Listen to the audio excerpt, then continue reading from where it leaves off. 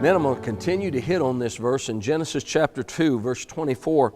It says this, "Therefore a man shall leave his father and mother, and he shall cleave or be joined to his wife, and the two shall become one flesh."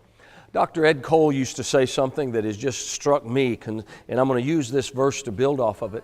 He says this, "It's always easier to obtain than it is to maintain."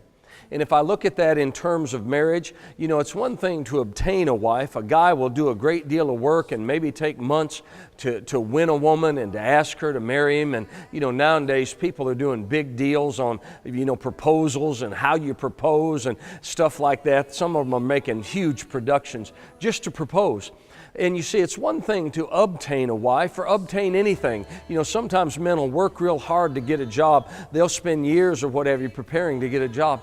And it's one thing to obtain, but it's another thing to maintain. And you see, it's always easier in one sense to obtain. And men, you know, I think the principle is somewhat the hunter principle, that a man wants to go out. You know, if my wife wants me to go to the store, I want to go to the store, I want to get stuff, give me a list, I want to get that. There's something to a man to be able to check off a list, say, I've got this, I've got this, I've got that. But you see, and that's somewhat a man's psyche, if I could say it that way. But you see, it's one thing to obtain, it's a total different ball game to maintain. And from the standpoint of marriage, you know, a man will work real hard to obtain, but how well does he do it maintaining? And men, sometimes we may be very good obtainers, but how good of maintainers are we? In our marriage and our relationships, do we do what is necessary to maintain that relationship? For you married men, I might even challenge you in this. Can you make a list of the things that would bless and that would help maintain your marriage? Whether it's a date night, maybe once a week or at least once a month. Are there some things that you can do that help maintain your relationship?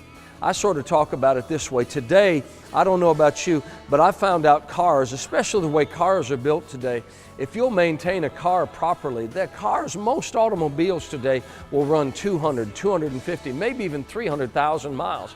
It's just the way they're built, as long as you maintain them.